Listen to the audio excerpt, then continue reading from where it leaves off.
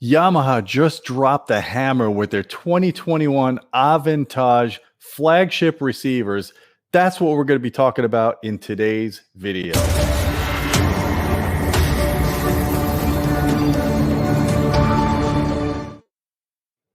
All right, guys, I am really excited. I love a receiver war.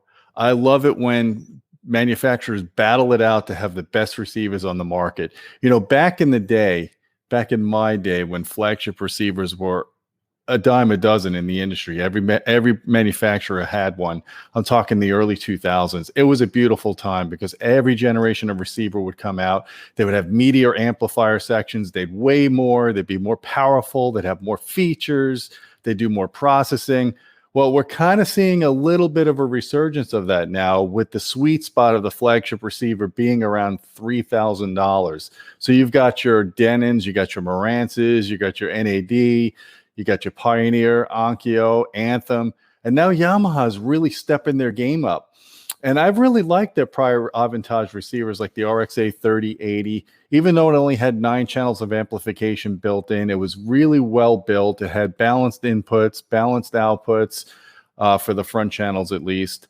And it was just a very well thought out receiver. The performance was good on it. The weak point was the room correction. YPAO always seemed to be behind the times when compared to others like D-Rack or Anthem Arc, or even Odyssey to some extent.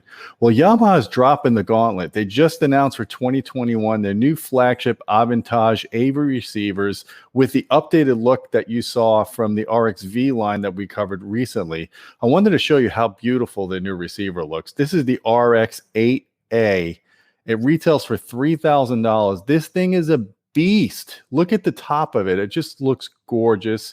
It weighs almost 50 pounds. It has 11 channels of amplification built in. We have not seen a Yamaha receiver with 11 channels of amplification built in since the RX-Z11. So this has 150 watts times 11, does 11 channels of processing. So you could do a 7.2.4 speaker configuration. For 99% of people, that's more than enough. And I know what someone's going to be saying in the comments. Well, what about 13 processing channels and above? Well, you're not going to get that with these Yamaha receivers. And I asked them about that, and they said they really wanted to focus on the core quality of 11 channels because most of the customers are only doing 11 channels of processing or lower. So I can understand that. And it does keep the cost at check, and it keeps the chassis at check too, because it's really hard to cram more than 11 channels into a single chassis while it not being a space heater, especially since most AVRs are not Class D. So they do dissipate a lot of heat because the quiescent current of AV amplifiers running in idle. Yamaha has been a lot better about that than some of the other brands like Sound United, for example, who generally run pretty hot, their receivers, so you need a lot of ventilation. So I wanted to show you a little bit more pictures here. This is, again, their flagship for $3,000, the RX-A2A, and it has nice symmetric power supply layout. The power rails the power transformer is centralized with an E-core. Then it's got the amplifier sections on the left and right symmetrically laid out. We've seen this in prior flagship receivers from Yamaha, whether it was the RX-A3080 or back in the day, the RX-Z and the RX-V1s, all those receivers, they had kind of this topology. This one's just beefier, bulkier. It looks great. Of course, they've got their 5th foot.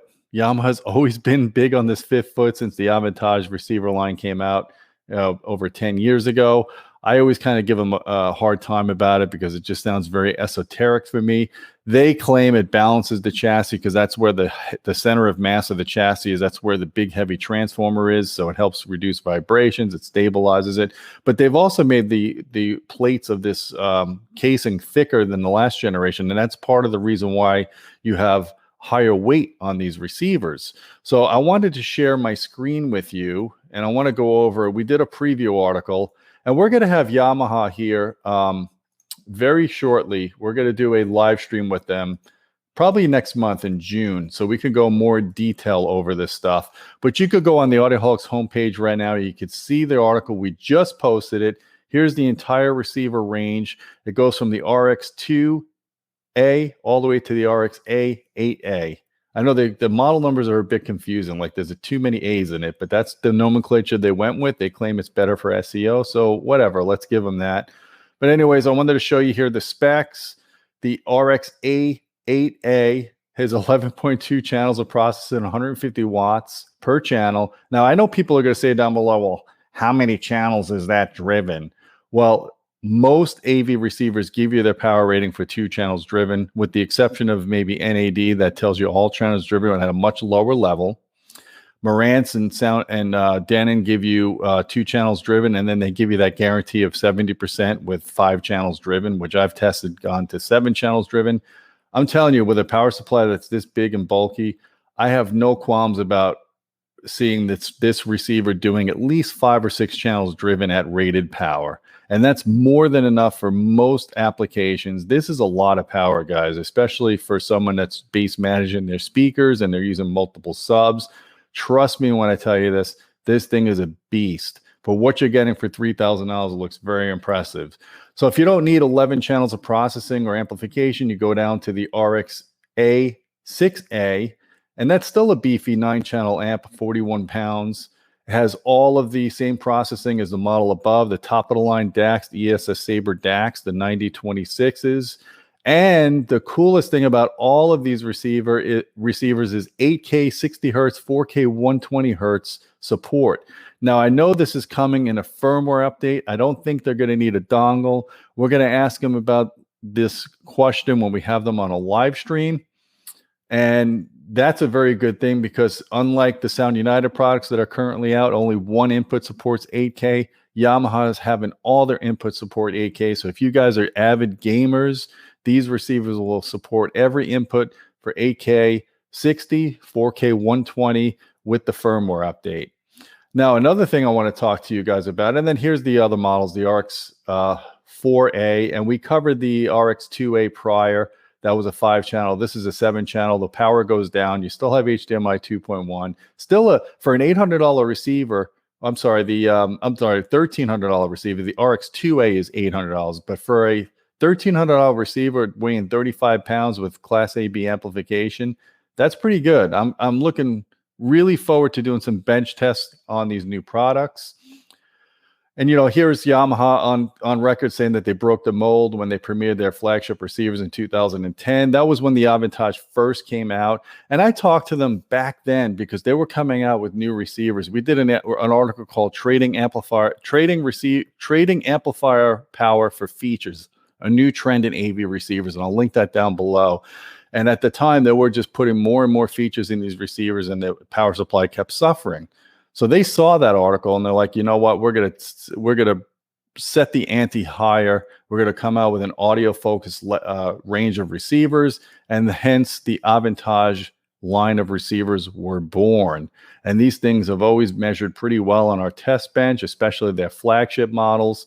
And I do like this modern look that they've given these receivers. I think it does look more distinct than what they've done in the past.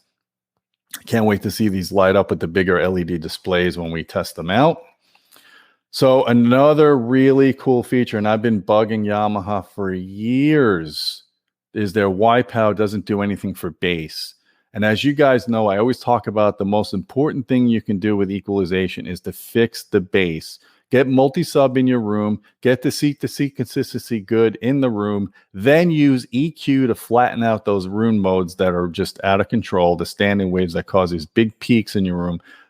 You can do that now. Not only does Yamaha have a manual PEQ, which they've had for several years now, but now they have a bass optimization algorithm in their YPAO room correction. You could take all of the PEQ filters and divert it just for bass. So you could cut them off at 250 hertz. This is exactly what we've been asking for almost a decade. I've been asking them for it. Their engineers listened. They finally put this into the product. It's an EQ mode. Instead of using flat, front, or natural, now you could use their low frequency mode or the LFM mode, and it does only bass correction. And I believe it's on all channels, including the subwoofers. This is something we're going to need to test out. So there's just a lot of cool things to like about these receivers. Again, they use the top of the line Sabre DACs on the flagship, which gives you 120 dB of dynamic range. I can't wait to check that out. I mean, that's state of the art right there. And they don't suffer from the part shortages that AKM has on most receivers right now because of the factory fire that happened before COVID. So it's nice that they're using ESS. I think they'll have secured more supplies to get these receivers out. As you guys know, it's hard to get a receiver these days. But here's some more stuff about the premium build, the more steel heatsink mounting brackets, heavier amplifier section, new transformer design, heavier gauge internal wiring, twice the thick copper foil patterns of circuit boards, 4-layer circuit boards and audio sections, 2 times heavier top cover under ABS vented top. Thicker double bottom plate, iron feet, not plastic. That's nice. And it's 1 1/3 inches deeper than the 6A, 66 square inches more metal sides, top and bottom. So that's good. It's not all cheap plastic. We're actually getting metal surfaces here. And if you want to go to the Yamaha website, they have a data table that shows you the specs all the way down from the RX-A2A. This is the one I was telling you that's $800 and all the way up to $3,000. And that's pretty reasonable for what you're getting here. 150 watts down to 100 watts, depending on which model you get. And they have all the different features here. Now, here's another cool thing I didn't talk about just now is the fact that these receivers are going to get an Auro 3D update. And I guess that's cool. I feel like Auro 3D is a dead format. But you know what? It's always good to have extra formats in case you want to use that up mixer. For some reason, if you don't like the Dolby up mixer, you could at least use the Auro up mixer. Dolby Vision is supported, HDR10. You got everything you would ever want to have. Of course, the latest in Yamaha MusicCast, all your pre-outs. The lowest model has a 2-channel pre-out, which is good. And all the way to the second lowest model has a 7.2 channel pre-out in case you want to add external amplification. So yeah, that's pretty cool. I'm excited about this. I don't know what you guys think about this. Again, this is a beautiful receiver. I'm happy to see Yamaha stepping up their game again, because they can do it. Yamaha is one of those companies that have the audio heritage in their backbone. They've been doing some of the best AV receivers on the market to date. This is the best Aventage receiver that they've made, from my understanding. We're going to be bench testing these. I'm going to get them on this channel. We're going to do a virtual press event and get deeper and ask them more questions about these products, about the 8K HDMI support, about the low frequency management. There's just a lot of unanswered questions at this point, but I at least wanted to give you some background, some information. Check out my article that we have on the Audioholics homepage for more details, and give me a comment down below on what your favorite AV receiver is. What kind of experience have you had with Yamaha? Do you have any fond memories of older Yamaha receivers back when they had the orange display? I kind of missed that. I wish they would have that orange display again, but I guess we have to move on. I've been asking for it to come back. Never going to happen, guys. I'm sorry. That's like asking Peter Gabriel to come back to Genesis. It's just not going to happen, guys. As big of a Genesis fan as I am, it's never going to happen. So just enjoy what you got on CD or streaming on Tidal or whatever you want to do. Don't forget about our Patreon channel at patreon.com/audioholics. You get content there first. You get to ask us direct questions or suggest video topics. And that's all. That's a wrap. And until next time, my friends, keep listening.